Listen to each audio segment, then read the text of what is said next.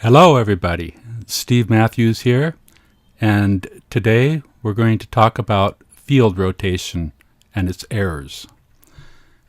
I can be found on YouTube under Teeth of the Lamb, all one word, or on Facebook just under Steve Matthews. If you've been following my videos, you would know that I've been filming the moon recently and looking at the rotation, the clockwise rotation of the moon throughout the day. I've been trying to fit the rotation of the moon into the heliocentric model and, using all of their distances and rotations. And quite frankly, I just can't seem to fit it into that. And the problem is that if you have an object that is 2,159 miles wide, in orbit 239,000 miles away, you just quite simply don't have a big enough arc to create field rotation. The face of the moon will exhibit about a 180-degree turn in one day. Now think about this for just a moment. To get a half a turn, 180 degrees on that moon, you have to have a very drastic arch across from horizon to horizon. And there just simply isn't enough at 239,000 miles away. The radius of orbit is so large at 239,000 miles that it would be practically imperceivable to have any kind of rotation on that moon, anything visible anyway. So I figured there must be something that I don't understand or know about field rotation. So I went online, watched a number of YouTube videos on the topic, lectures and stuff, college level, and it became apparent real quick what the problem was. And simply put, they've gone too far. They've made everything, their wild, fantastical millions and billions of miles is just simply too big to support any form of arch whatsoever. So they have to pull everything back, right back to the dome. Okay, so let's think about this again. They like to push this that you can't see the curvature of the Earth because it's just simply too big. Okay, let's take this. Our nearest star is Alpha Centauri A and B. It's a set of stars. And you've got that at 4.3 light years away. To put that into perspective, that's light traveling at 186,282 miles per second for 4.3 years. Now the problem is the heliocentric model would dictate that you have to draw your orbit at that 4.3 light years away. And they just simply can't do that because they won't have any arch, and it's unexplainable. So they have to pull everything back to a very close proximity to the Earth. And it would be just like God said, that he put the sun and the moon and the stars in the firmament right over our heads. And that's exactly where they have to place them. And they spend a lot of time trying to justify that. Well, we can't tell how far things are away, and we have to do a lot of tricks to get our distances. No, the sun, the moon, and the stars are not far away, and there is nothing that is obvious that says that they are, except one set of people. And that group of people would be the heliocentric cult of scientism. The same group of people that would be all too eager to point out that our forefathers were morons because they thought the Earth was stationary and flat with a dome over it. And all the stars, the sun, and the moon were placed in that. So they built their house of cards on lies and deceit, with placing everything millions and billions of miles away, and they're oh so clever.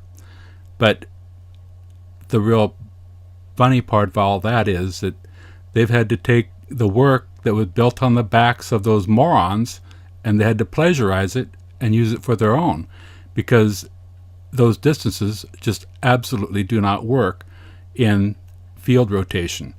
So you have to pull them back. You have to pull them right back to the dome where God said it was. And that's my point.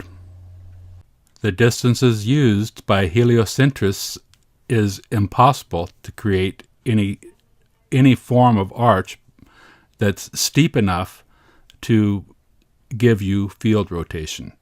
They like to do this distance game with everybody, where they change the distance real far away at their convenience, and they pull everything way back at their convenience, and everybody's just supposed to buy it. But you know, those distances are, in an equation, the biggest part of it, and you can't ignore it, and you can't get by with just saying, oh, well, we just can't perceive those distances. Well, you have to be able to perceive them, because you can draw a circle that's a straight line, and that's what you'd end up having, and you wouldn't see any field rotation. So don't let them keep playing this game with everybody. They did this during the total solar eclipse of 2017, where they pulled the sun 400 times closer to create a penumbra with the moon. Don't let them do that to you. When I was doing my brush up on field rotation, I watched a number of videos, and I took some clips out of those, and I'd like to show those to you. We'll have a little fun. Listen real carefully to their terminology and what they say, because it's pretty revealing, and actually I got quite a few laughs out of it. So I'm just going to let these play out for you, and I think you're going to enjoy it. Now pay attention, because they keep saying that our forefathers believed that there was a crystal sphere around the Earth. And that's not true. They believed there's a crystal dome over the Earth, and that's exactly what they have to portray here. And you're going to find that real interesting.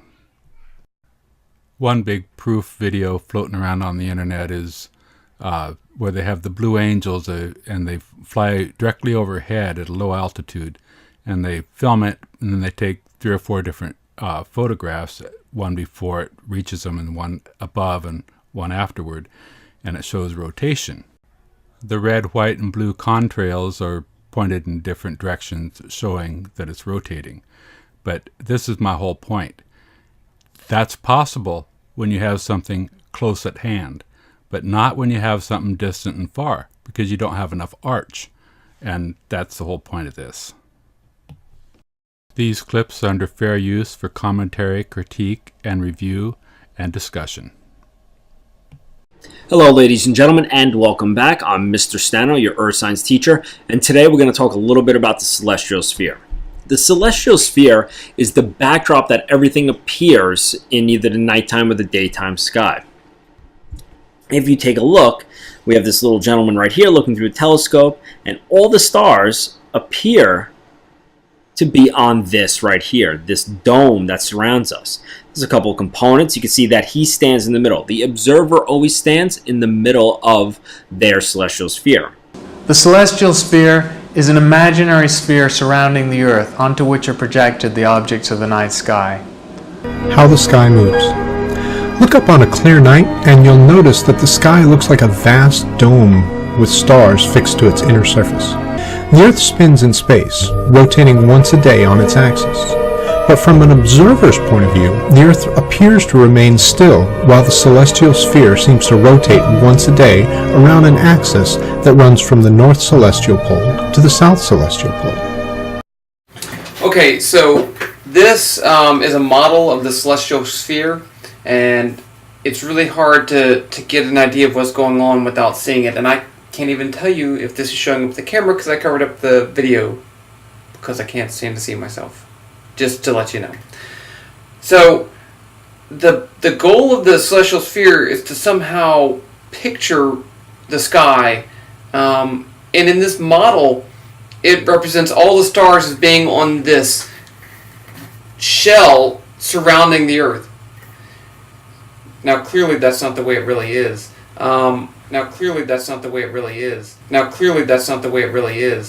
Since the planets in our solar system orbit our star largely on the same plane as each other, kind of like a giant pizza with the sun in the middle, the path of the moon and planets in the sky closely follows this line of the sun. Celestial sphere typically is shown as a clear globe, plastic or glass, and the Earth is at the center, and the stars, sun, moon are all about the sphere as we see them in their constellations. Of course, this is not real. It's only convenient. It's a convenient way to talk about the sky. This video, taken from a mountaintop in Chile, where some of the world's largest telescopes reside, shows this motion of the sky, but time has been sped up. At these speeds, and with a little imagination, it is easier to think of ourselves as passengers on spaceship Earth, spinning against the background of fixed stars. In general, though, our senses make it hard to accept that the Earth is moving at all, and we are moving very fast. At the latitude of Tucson, we're moving at 880 miles per hour. But we just don't sense any apparent motion. In fact, as you will see in a later lesson, it wasn't until recently that the notion of a rotating Earth became commonly accepted. It's much easier for us to instead imagine the entire sky rotating around us, since that is what we observe with our senses. We see the sun rising and setting, and stars moving across the sky. Because the Earth is a sphere, we represent the sky as a celestial sphere surrounding the Earth. Okay, well, going back to this idea of the celestial sphere, let's start by taking the Earth's poles and projecting them onto the sky, and that gives us the north and south celestial poles. And we'll take the Earth's equator and project that onto the sky, giving us the celestial equator. So this, in total, is the celestial sphere. Now, we know today that, no, the stars are not really imprinted on an actual sphere, but it's a useful fiction. It allows us to identify not only the positions of stars in the sky, but to help us understand their apparent motion around us. Celestial sphere. Well, as an observer on Earth, if you look at the night sky, you will see that it appears as a huge dome or sort of inverted hemisphere. Now, we've talked about this already in class, but what I wanted to talk about also is that yellow sphere that's inside of here. That's really where we left off. Now, that turns out to be a model of the sun, and we know that the sun is much bigger than the Earth, but in this particular model, it's actually quite small. I mean, after all, when you look at the sun in the sky, you can put the sun behind your finger, so its angular size is actually quite small. It's a big object, but very far away, obviously. I have to make commentary here. There's nothing obvious. I see a small, close sun, and nothing is obvious about a sun 1,300,000 times the size of the Earth, or 93 million miles away. Nothing obvious at all. It's based upon our lack of understanding of distance. Like when you look up at the sky at night, can you see how far the stars are from us? No. We have no idea how far they're away. Excuse me? We have no idea how far the stars are away? NASA has a distance to everything, even the weight. Hey everybody, listen real carefully to all of the excuses they're given for this field rotation. Distance is the hardest thing to measure in astronomy. We have to use all sorts of tricks to figure out distances. Just looking at the sky, we have no comprehension of distance, or that some stars are farther away than others. They all appear to be kind of at the same distance. In fact, this is what the ancient models, cosmological models, assume. The ancient models assume Earth is sitting here at the center, and then around it there is a sphere. They didn't think of the stars as distributed through three-dimensional space. They thought there was a sphere that enclosed the Earth. They call it the celestial sphere. But imagine the sphere encircling the Earth, and you can do that. Since we can't see distance, we can pretend they're all at the same distance, painted onto this sphere. And back then they thought the Earth was standing still and the sphere would actually go around the Earth. The whole universe would go around us. Nowadays we know that, under the idea of the sphere, the universe is out there and we're rotating underneath it. Makes the appearance of motion of these stars. In this video, we'll explain the coordinate systems used in celestial navigation. Every location on our planet has a unique set of terrestrial coordinates consisting of latitude and longitude. These are more commonly referred to as geographic coordinates. Let's assume our planet is a perfect sphere. The celestial sphere is the imaginary crystalline sphere on which all of the stars exist. The Earth is the center of the celestial sphere. So we get this idea back from the Greek times when they actually used to think that stars are on a crystal sphere.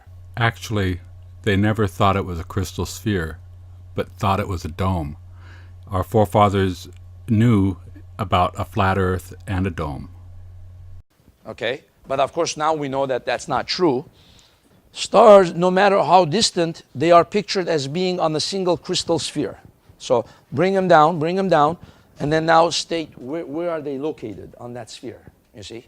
So even though the concept of a sphere, a crystal sphere is not true, as a scientific model, it's still a helpful model to write down where stars are in the sky and how they travel in the sky. So it's a good scientific model. This model explained why all the celestial objects moved in the same direction at the same speed. It also explained why the stars remained in fixed positions relative to one another. The Earth-centered or geocentric model of the universe was used successfully for thousands of years to explain most of the observations of celestial objects. Even though we now know that the motion of celestial objects is due to Earth's rotation, it is still sometimes useful when discussing objects in the sky to think of them as part of a sphere surrounding the Earth. The most that an observer would see at any one time would be half of this sphere, but we still refer to this imaginary half sphere or dome visible over our heads as the celestial sphere, even though we know better. The celestial sphere. Okay, before we show you how to find the North Star, let's point out a few things. First things first, this is not how all the stars are not actually on a sphere around the Earth. Greetings and welcome to the Introduction to Astronomy. In this section we will talk about the celestial sphere, and that is really what you see when you go out at night or during the day and look up at the sky. It looks like the universe is a great sphere surrounding the Earth, and that is what ancient astronomers would have believed.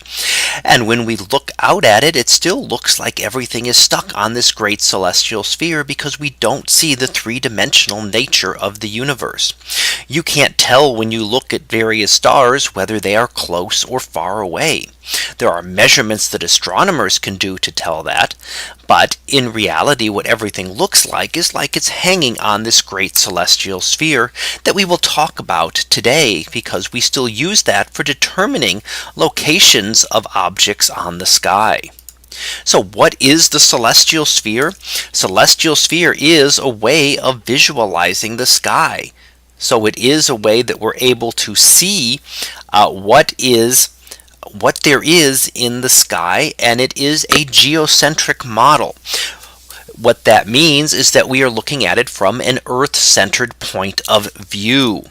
So that is Earth-centered here. That we are looking at it is essentially, we consider it Earth-centered. Now we know that's not correct. Let's assume our planet is a perfect sphere. But it still works for determining positions in the sky because it acts as though we are at the center of this great sphere. Let's assume our planet is a perfect sphere. Let's assume our planet is a perfect sphere. And all of the stars, all of the planets, all of the other objects that we see, things like galaxies, all appear to be positioned at various points on the celestial sphere. The planets, the name comes from wanderer, so they are wanderers. They wandered among the stars and moved through the stars. So in the image here, you can see that the planet here is moving through Capricorn and then moves into Aquarius. It makes a little loop and then it comes back and heads into Pisces. This is what we call retrograde motion. This little loop, this is something that is distinct to the planets only. So only planets will undergo retrograde motion.